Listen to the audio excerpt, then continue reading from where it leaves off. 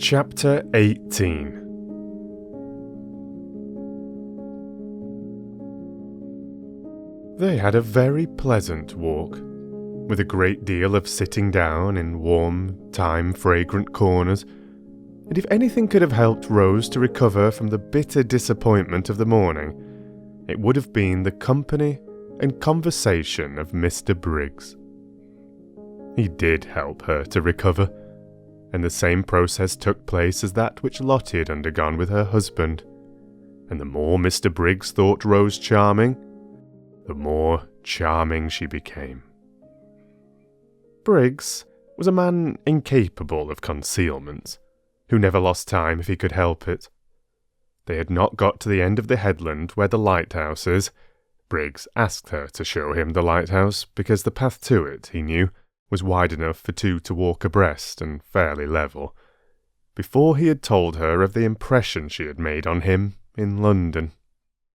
Since even the most religious, sober women like to know they have made an impression, particularly the kind that has nothing to do with character or merits, Rose was pleased. Being pleased, she smiled. Smiling, she was more attractive than ever. Colour came into her cheeks, and brightness into her eyes. She heard herself saying things that really sounded quite interesting, and even amusing.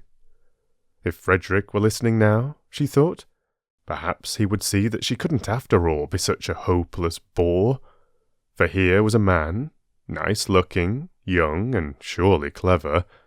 He seemed clever, and she hoped he was, for then the compliment would be still greater, who was evidently quite happy to spend the afternoon just talking to her.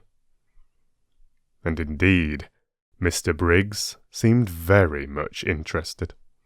He wanted to hear all about everything she had been doing from the moment she got there.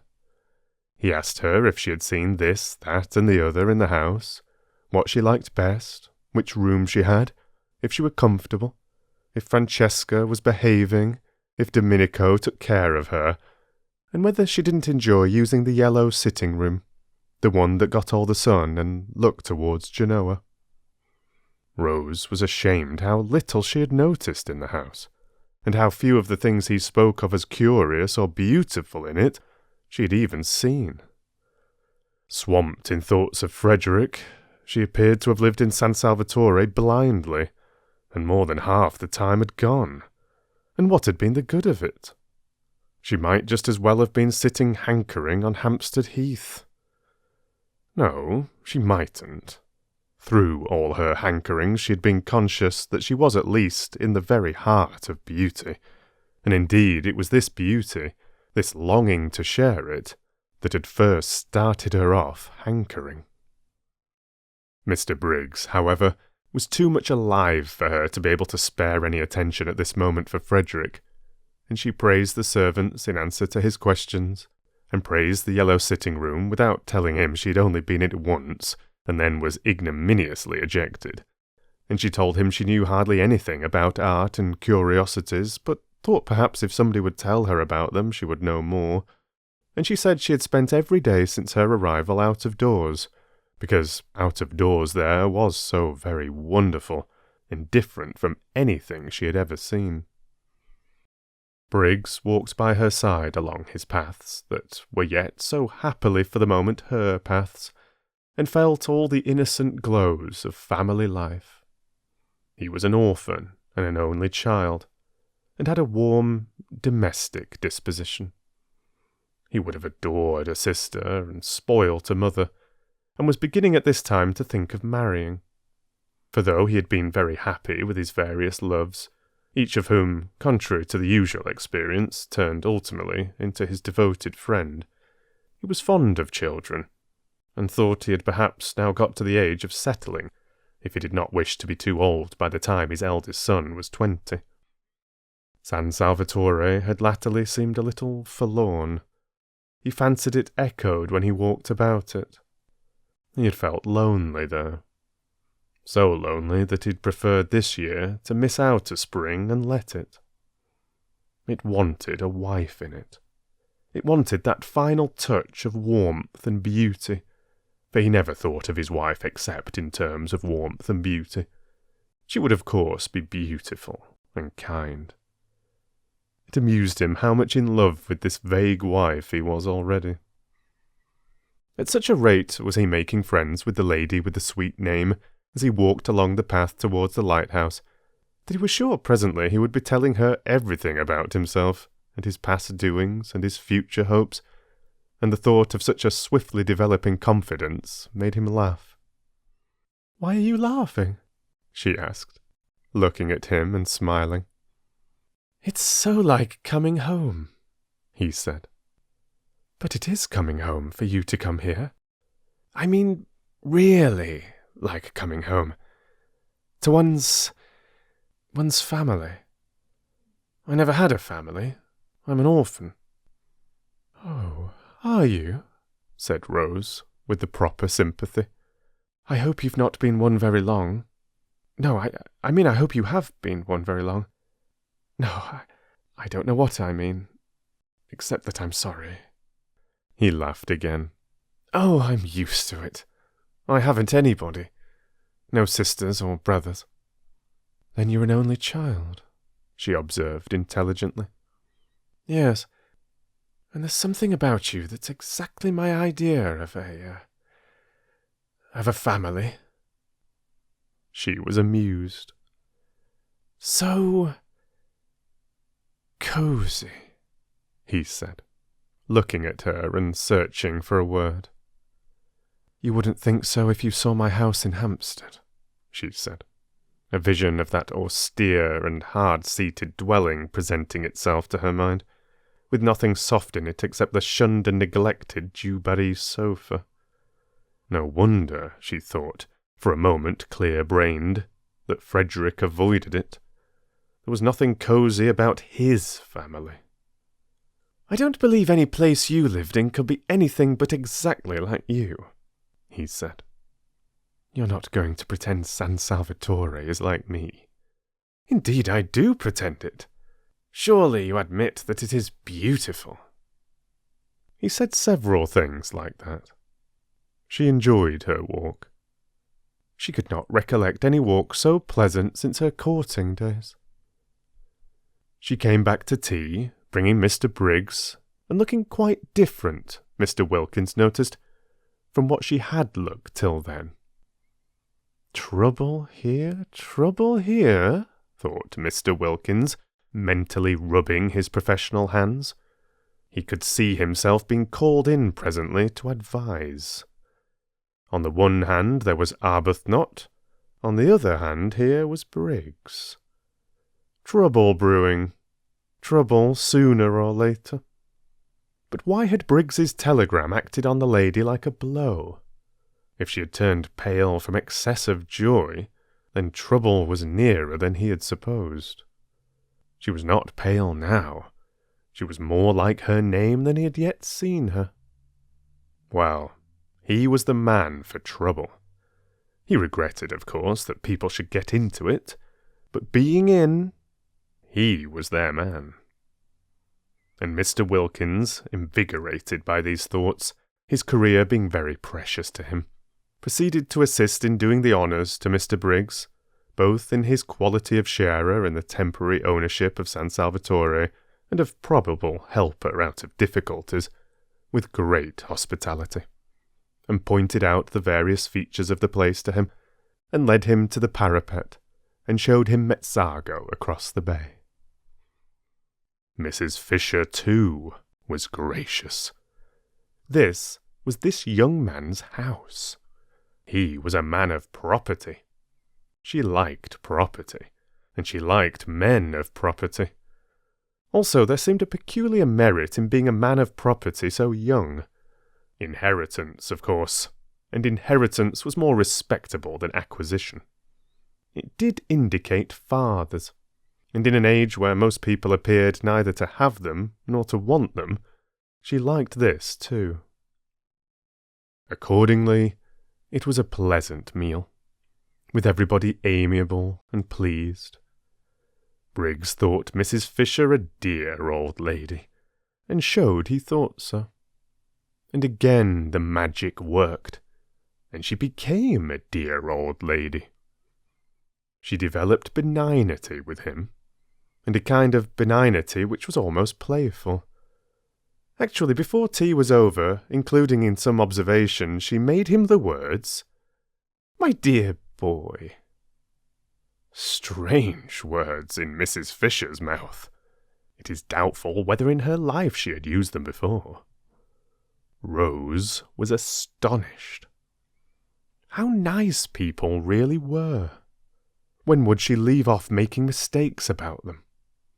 She hadn't suspected this side of Mrs. Fisher, and she began to wonder whether those other sides of her, which alone she was acquainted, had not perhaps after all been the effect of her own militant and irritating behaviour.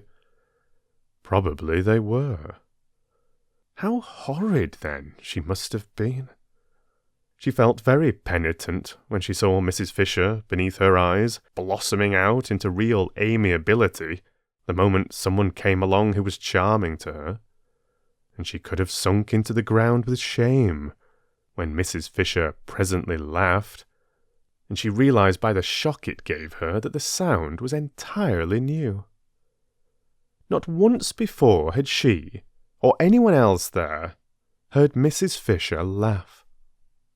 What an indictment of the lot of them! For they had all laughed, the others, some more and some less, at one time or another since their arrival, and only Mrs. Fisher had not. Clearly, since she could enjoy herself as she was now enjoying herself, she had not enjoyed herself before. Nobody had cared whether she did or not, except perhaps Lottie. Yes, Lottie had cared, and had wanted her to be happy, but Lottie seemed to produce a bad effect on Mrs. Fisher, while as for Rose herself, she had never been with her for 5 minutes without wanting, really wanting, to provoke and oppose her. How very horrid she had been. She had behaved unpardonably. Her penitence showed itself in a shy and deferential solicitude towards Mrs. Fisher, which made the observant Briggs think her still more angelic, and wish for a moment that he were an old lady himself, in order to be behaved to by Rose Arbuthnot just like that. There was evidently no end, he thought, to the things she could do sweetly. He would even not mind taking medicine, really nasty medicine, if it were Rose Arbuthnot bending over him with the dose. She felt his bright blue eyes, the brighter because he was so sunburnt, fixed on her with a twinkle in them, and smiling, asked him what he was thinking about. But he couldn't very well tell her that, he said, and added, "Some day." Trouble, trouble, thought Mr. Wilkins at this, again mentally rubbing his hands. Well, I'm their man. "I'm sure," said Mrs. Fisher benignly, "you have no thoughts we may not hear." "I'm sure," said Briggs, "I would be telling you every one of my secrets in a week." "You would be telling somebody very safe, then," said Mrs. Fisher benevolently. Just such a son would she have liked to have had. "And in return," she went on, "I dare say I would tell you mine." "Ah, no," said Mr. Wilkins, adapting himself to this tone of easy badinage. "I must protest. I really must. I have a prior claim. I am the older friend. I have known Mrs. Fisher 10 days, and you, Briggs, have not yet known her 1. I assert my right to be told her secrets first. That is," he added, bowing gallantly, "if she has any, which I beg leave to doubt." "Oh, haven't I?" exclaimed Mrs. Fisher, thinking of those green leaves. That she should exclaim at all was surprising, but that she should do it with gaiety was miraculous. Rose could only watch her in wonder. "Then I shall worm them out," said Mr. Briggs with equal gaiety. "They won't need much worming out," said Mrs. Fisher. "My difficulty is to keep them from bursting out." It might have been Lottie talking. Mr. Wilkins adjusted the single eyeglass he carried with him for occasions like this, and examined Mrs. Fisher carefully. Rose looked on, unable not to smile too, since Mrs. Fisher seemed so much amused, though Rose did not know quite why, and her smile was a little uncertain. For Mrs. Fisher amused was a new sight, not without its awe-inspiring aspects, and had to be got accustomed to. What Mrs. Fisher was thinking was how much surprised they would be if she told them of her very odd and exciting sensation of going to come out all over buds. They would think she was an extremely silly old woman, and so would she have thought, as lately as 2 days ago. But the bud idea was becoming familiar to her. She was more apprivoisée now, as dear Matthew Arnold used to say, and though it would undoubtedly be best if one's appearance and sensations matched, yet, supposing they did not, and one couldn't have everything, was it not better to feel young somewhere, rather than old everywhere? Time enough to be old everywhere again, inside as well as out, when she got back to her sarcophagus in Prince of Wales Terrace. Yet it is probable that, without the arrival of Briggs, Mrs. Fisher would have gone on secretly fermenting in her shell. The others only knew her as severe. It would have been more than her dignity could bear suddenly to relax, especially towards the 3 young women. But now came the stranger Briggs, a stranger who at once took to her as no young man had taken to her in her life. And it was the coming of Briggs, and his real and manifest appreciation for just such a grandmother, thought Briggs, hungry for home life and its concomitants, would he have liked to have, that released Mrs. Fisher from her shell. And here she was at last, as Lottie had predicted, pleased, good-humoured, and benevolent. Lottie, coming back half an hour later from her picnic, and following the sound of voices into the top garden in the hope of still finding tea, saw at once what had happened. For Mrs. Fisher, at that very moment, was laughing. "She's burst her cocoon," thought Lottie. And swift as she was in all her movements, and impulsive, and also without any sense of propriety to worry and delay her, she bent over the back of Mrs. Fisher's chair and kissed her. "Good gracious!" cried Mrs. Fisher, starting violently, for such a thing had not happened to her since Mr. Fisher's earlier days, and then only gingerly. This kiss was a real kiss, and rested on Mrs. Fisher's cheek a moment with a strange, soft sweetness.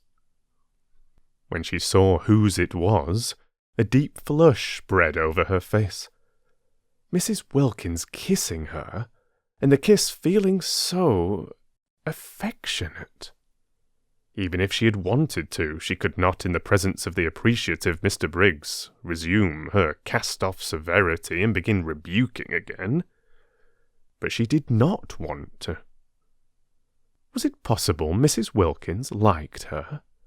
Had liked her all this time, while she had been so much disliking her herself? A queer little trickle of warmth filtered through the frozen defences of Mrs. Fisher's heart. Somebody young kissing her. Somebody young wanting to kiss her.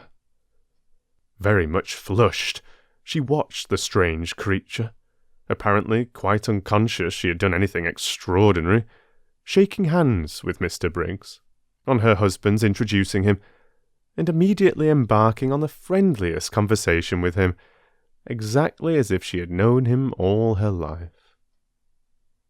What a strange creature. What a very strange creature. It was natural, she being so strange, that one should have, perhaps, misjudged her. "I'm sure you want some tea," said Briggs, with eager hospitality to Lottie. He thought her delightful. Freckles, picnic untidiness and all. Just such a sister, would he? "This is cold," he said, feeling the teapot. "I'll tell Francesca to make you some fresh." He broke off and blushed. "Oh, aren't I forgetting myself?" he said, laughing and looking round at them. Very natural, Mr. Wilkins reassured him. "I'll go and tell Francesca," said Rose, getting up. No, said Briggs. "Don't go away." And he put his hands to his mouth and shouted, "Francesca!" She came running. No summons in their experience had been answered by her with such celerity. "Her master's voice," remarked Mr. Wilkins. Aptly, he considered. "Make fresh tea," ordered Briggs in Italian. "Quick, quick!" And then, remembering himself, he blushed again, and begged everybody's pardon. Very natural, Mr. Wilkins reassured him. Briggs then explained to Lottie what he'd explained twice already, once to Rose and once to the other two, that he was on his way to Rome, and thought he would get out at Mezzago and just look in to see if they were comfortable, and continue his journey the next day, staying the night in a hotel at Mezzago. "But how ridiculous!" said Lottie. "Of course you must stay here. It's your house. There's Kate Lumley's room," she added, turning to Mrs. Fisher. "You wouldn't mind Mr. Briggs having it for one night." "Kate Lumley isn't in it, you know," she said, turning to Briggs again and laughing. And Mrs. Fisher, to her immense surprise, laughed too. She knew that at any other time this remark would have struck her as excessively unseemly, and yet now she only thought it funny. No, indeed, she assured Briggs. Kate Lumley was not in that room. Very fortunately, for she was an excessively wide person, and the room was excessively narrow. Kate Lumley might get into it, but that was about all. Once in, she would fit it so tightly that probably she would never be able to get out again. It was entirely at Mr. Briggs's disposal, and she hoped he would do nothing so absurd as to go to a hotel. He, the owner of the whole place. Rose listened to this speech, wide-eyed with amazement. Mrs. Fisher laughed very much as she made it. Lottie laughed very much too, and at the end of it bent down and kissed her again. Kissed her several times. "So, you see, my dear boy," said Mrs. Fisher, "you must stay here and give us all a great deal of pleasure." "A great deal indeed," corroborated Mr. Wilkins heartily. "A very great deal," repeated Mrs. Fisher, looking exactly like a pleased mother. "Do?" said Rose, on Briggs's turning inquiringly to her. "How kind of you all," he said, his face broad with smiles. "I'd love to be a guest here. What a new sensation. And with 3 such—" He broke off and looked round. "I say," he asked, "oughtn't I to have a 4th hostess? Francesca said she had 4 mistresses." "Yes, there's Lady Caroline," said Lottie. "Then hadn't we better find out first if she invites me too?" "Oh, but she's sure—" began Lottie. "The daughter of the Droitwiches, Briggs," said Mr. Wilkins, "is not likely to be wanting in the proper hospitable impulses." "The daughter of the—" repeated Briggs. But he stopped dead. For there in the doorway was the daughter of the Droitwiches herself. Or rather, coming towards him out of the dark doorway into the brightness of the sunset, was that which he had not in his life yet seen but only dreamed of. His ideal of absolute loveliness.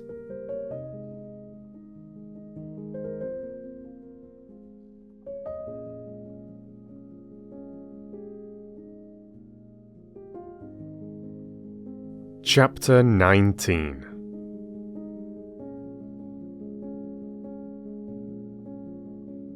And then, when she spoke, what chance was there for poor Briggs? He was undone. All Scrap said was, "How do you do?" on Mr. Wilkins presenting him, but it was enough. It undid Briggs. From a cheerful, chatty, happy young man, overflowing with life and friendliness, he became silent, solemn, and with little beads on his temples. Also, he became clumsy, dropping the teaspoon as he handed her her cup, mismanaging the macaroons so that one rolled on the ground. His eyes could not keep off the enchanting face for a moment, and when Mr. Wilkins, elucidating him, for he failed to elucidate himself, informed Lady Caroline that in Mr. Briggs she beheld the owner of San Salvatore, who was on his way to Rome, but had got out at Mezzago, etc., etc., and that the other three ladies had invited him to spend the night in what was to all intents and purposes his own house, rather than a hotel, and Mr. Briggs was only waiting for the seal of her approval to this invitation, she being the fourth hostess. When Mr. Wilkins, balancing his sentences, and being admirably clear, and enjoying the sound of his own cultured voice, explained the position in this manner to Lady Caroline, Briggs sat and said never a word. A deep melancholy invaded Scrap. The symptoms of the incipient grabber were all there and only too familiar, and she knew that if Briggs stayed, her rest cure might be regarded as over.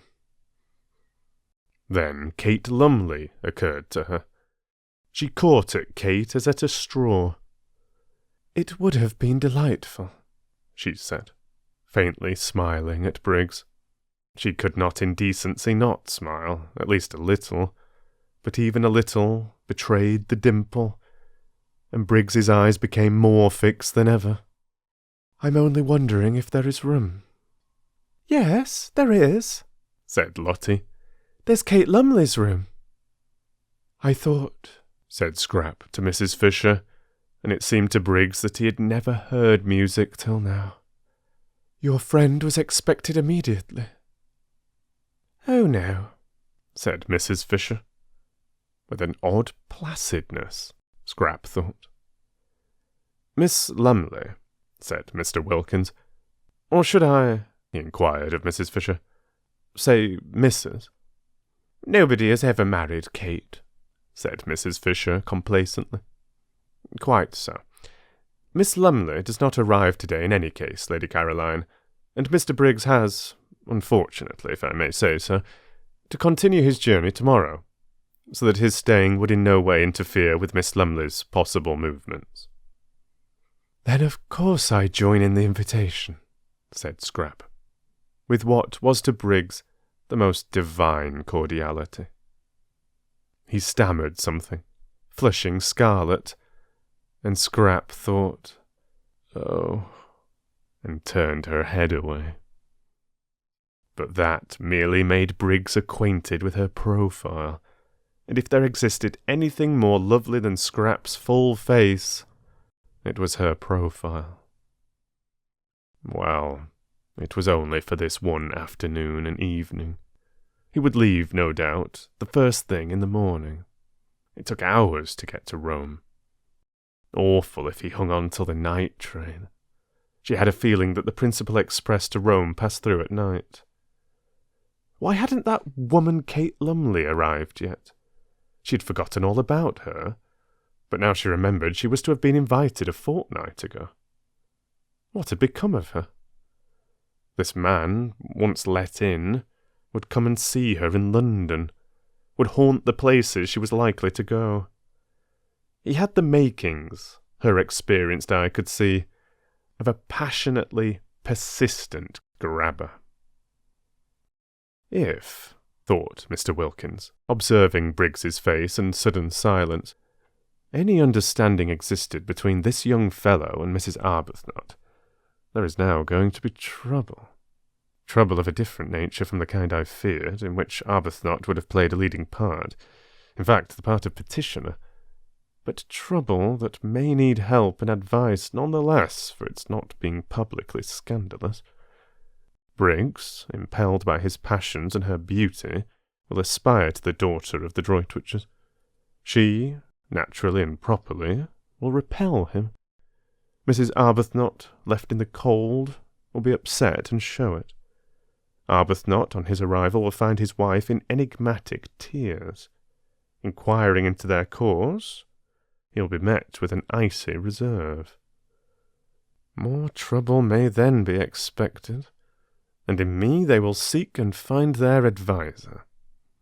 When Lottie said Mrs. Arbuthnot wanted her husband, she was wrong. What Mrs. Arbuthnot wants is Briggs, and it looks uncommonly as if she were not going to get him. Well, I'm their man. "Where are your things, Mr. Briggs?" asked Mrs. Fisher, her voice round with motherliness. "Oughtn't they to be fetched?" For the sun was nearly in the sea now, and the sweet-smelling April dampness that followed immediately on its disappearance was beginning to steal into the garden. Briggs started. "My things?" he repeated.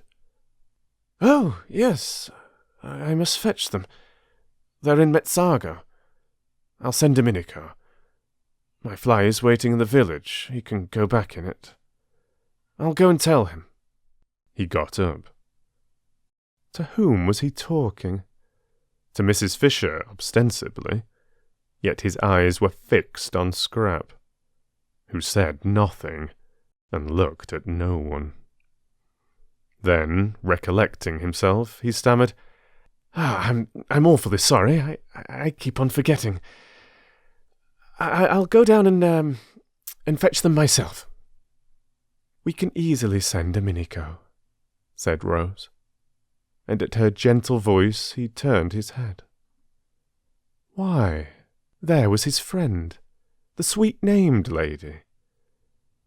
But how had she not in this short interval changed?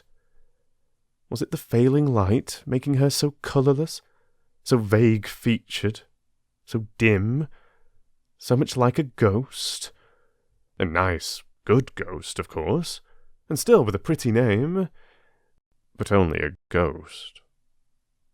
He turned from her to Scrap again, and forgot Rose Arbuthnot's existence. How was it possible for him to bother about anybody or anything else in this first moment of being face to face with his dream come true? Briggs had not supposed or hoped that anyone as beautiful as his dream of beauty existed. He had never till now met even an approximation. Pretty women, charming women, by the score he had met and properly appreciated, but never the real, the godlike thing itself. He used to think, if ever I saw a perfectly beautiful woman, I should die. And though, having now met what to his ideas was a perfectly beautiful woman, he did not die, he became very nearly as incapable of managing his own affairs as if he had. The others were obliged to arrange everything for him. By questions they extracted from him that his luggage was in the station cloakroom at Mezzago, and they sent for Domenico, and urged and prompted by everybody except Scrap, who sat in silence and looked at no one, Briggs was induced to give him the necessary instructions for going back in the fly and bringing out his things. It was a sad sight to see the collapse of Briggs. Everybody noticed it, even Rose. "Upon my word," thought Mrs. Fisher, "the way one pretty face can turn a delightful man into an idiot is past all patience." And, feeling the air getting chilly, and the sight of the enthralled Briggs painful, she went in to order his room to be got ready, regretting now that she had pressed the poor boy to stay. She had forgotten Lady Caroline's killjoy face for the moment, and the more completely owing to the absence of any ill effects produced by it on Mr. Wilkins. Poor boy. Such a charming boy, too, left to himself. It was true she could not accuse Lady Caroline of not leaving him to himself, for she was taking no notice of him at all. But that did not help. Exactly like foolish moths did men, in other respects intelligent, flutter round the impassive lighted candle of a pretty face. She had seen them doing it. She had looked on only too often. Almost she laid a motherly hand on Briggs's fair head as she passed him. Poor boy. Then Scrap, having finished her cigarette, got up and went indoors too. She saw no reason why she should sit there in order to gratify Mr. Briggs's desire to stare.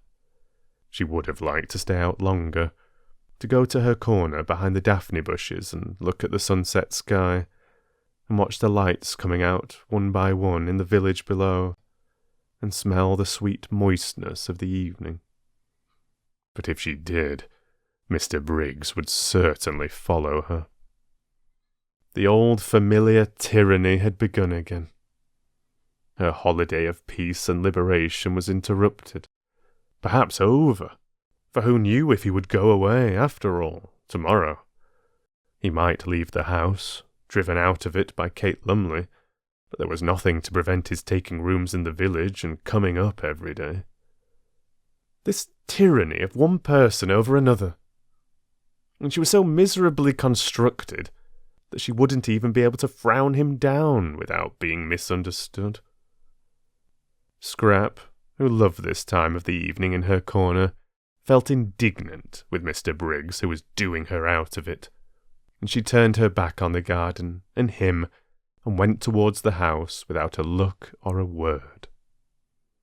Mr. Briggs, when he realized her intention, leapt to his feet, snatched chairs which were not in her way out of it, kicked a footstool which was not in her path on one side, hurried to the door, which stood wide open, in order to hold it open, and followed her through it, walking by her side along the hall.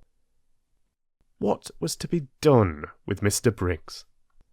Well, it was his hall. She couldn't prevent his walking along it. "I hope," he said, not able while walking to take his eyes off her, so that he knocked against several things he would otherwise have avoided, the corner of a bookcase, an ancient carved cupboard, the table with the flowers on it, shaking the water over, "that you are quite comfortable here. If you're not, I'll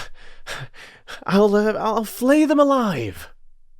His voice vibrated. What was to be done with Mr. Briggs?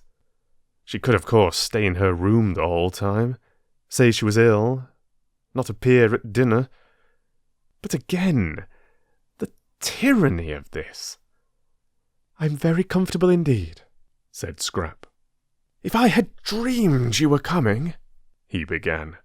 "It's a wonderful old place," said Scrap, doing her utmost to sound detached and forbidding, but with little hope of success.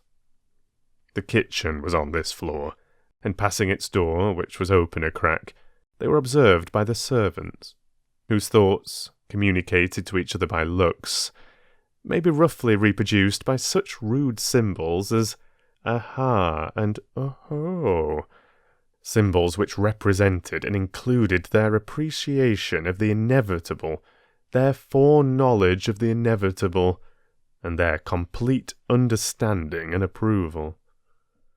"Are you going upstairs?" asked Briggs, as she paused at the foot of them. "Yes." "Which room do you sit in? The drawing room or the small yellow room?" "In my own room." So then he couldn't go up with her. So then all he could do was to wait till she came out again. He longed to ask her which was her own room. It thrilled him to hear her call any room in his house her own room, that he might picture her in it. He longed to know if by any happy chance it was his room, forever after to be filled with her wonder. But he didn't care. He would find that out later from someone else. Francesca. Anybody. "Then I shan't see you again till dinner." "Dinner is at 8, was Scrap's evasive answer as she went upstairs. He watched her go. She passed the Madonna, the portrait of Rose Arbuthnot, and the dark-eyed figure he had thought so sweet seemed to turn pale, to shrivel into insignificance as she passed. She turned the bend of the stairs, and the setting sun, shining through the west window a moment on her face, turned her to glory. She disappeared, and the sun went out too, and the stairs were dark and empty. He listened till her footsteps were silent, trying to tell from the sound of the shutting door which room she had gone into, then wandered aimlessly away through the hall again, and found himself back in the top garden. Scrap from her window saw him there. She saw Lottie and Rose sitting on the end parapet, where she would have liked to have been, and she saw Mr. Wilkins buttonholing Briggs and evidently tell him the story of the oleander tree in the middle of the garden. Briggs was listening with a patience she thought rather nice, seeing that it was his oleander and his own father's story. She knew Mr. Wilkins was telling him the story by his gestures. Domenico had told it to her soon after her arrival, and he had also told Mrs. Fisher, who had told Mr. Wilkins. Mrs. Fisher thought highly of this story, and often spoke of it. It was about a cherrywood walking stick. Briggs's father had thrust this stick into the ground at that spot, and said to Domenico's father, who was then the gardener, "Here we will have an oleander." And Briggs's father left the stick in the ground as a reminder to Domenico's father, and presently, how long afterwards, nobody remembered, the stick began to sprout. And it was an oleander. There stood poor Mr. Briggs, being told all about it, and listening to the story he must have known from infancy, with patience. Probably he was thinking of something else. She was afraid he was. How unfortunate, how extremely unfortunate, the determination that seized people to get hold of and engulf other people. If only they could be induced to stand more on their own feet. Why couldn't Mr. Briggs be more like Lottie, who never wanted anything of anybody, but was complete in herself, and respected other people's completeness? One loved being with Lottie. With her, one was free, and yet befriended. Mr. Briggs looked so really nice, too. She thought she might like him, if only he wouldn't so excessively like her. Scrap felt melancholy.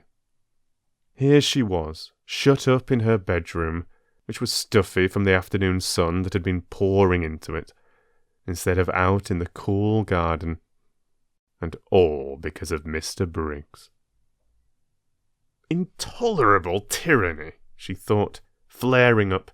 She wouldn't endure it. She would go out all the same.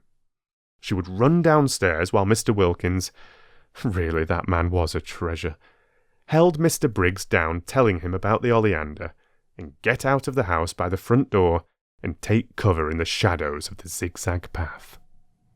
Nobody could see her there. Nobody would think of looking for her there. She snatched up a wrap, for she did not mean to come back for a long while, perhaps not even to dinner. It would be all Mr. Briggs's fault if she went dinnerless and hungry. And with another glance out of the window to see if she was still safe, she stole out and got away to the sheltering trees of the zigzag path, and there sat down on one of the seats placed at each bend to assist the upward journey of those who were breathless.